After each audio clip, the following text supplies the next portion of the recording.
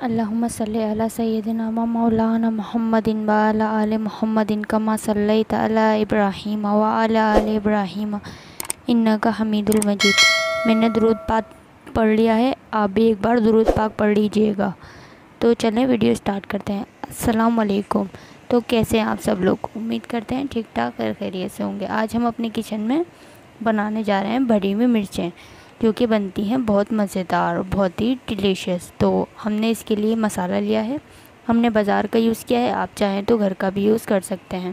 اور یہ ہم نے اس کے لیے مرچیں لی ہیں اپنی۔ تو چلیں ریسیپی بنانا سٹارٹ کرتے ہیں۔ تو ہم نے یہ مرچیں لی ہیں اور اس میں اس طریقے سے اس کا پیٹ چیر دیا ہے، اور باقی کے اندر کی جو اس کی وہ اس میں اندر کی جو باقی کی وہ ہوتی ہیں بیج وغیرہ، اس کو ہم نے ریموو کر دیا ہے۔ تو یہ ہم نے مسالہ بالکل ان میں بھر لیا ہے، آپ لوگ دیکھ سکتے ہیں۔ ہم نے ساری مرچوں میں 1 بائی 1 سب میں مسالہ بھرا ہے، اور اب ہم اس کو فرائی کریں گے۔ ہم نے ایک یہ پتیلی لی ہے، تو اب ہم اس میں ہم نے تیل ایڈ کیا ہے، ویجیٹیبل آئل، آپ چاہیں تو کوئی سا بھی آئل یوز کر سکتے ہیں۔ اب ہم اس میں 1 بائی 1 اپنی ساری مرچیں اس میں ایڈ کر دیں گے۔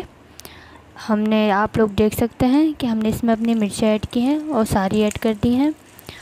تو اب ہم اسے ایسے ہی چھوڑ دیں گے اور اسے 10 منٹ کے لیے ایسے ہی رکھا رہنے دیں گے۔ تو آپ لوگ دیکھ سکتے ہیں ہم نے اسے 10 منٹ کے لیے ایسے چھوڑ دیا تھا، تو ہماری مرچیں بالکل بن کے ریڈی ہیں۔ آپ لوگ دیکھ سکتے ہیں کہ بہت اچھا کلر آیا ہے اور ہماری مرچیں بالکل بن کے ریڈی ہو چکی ہیں۔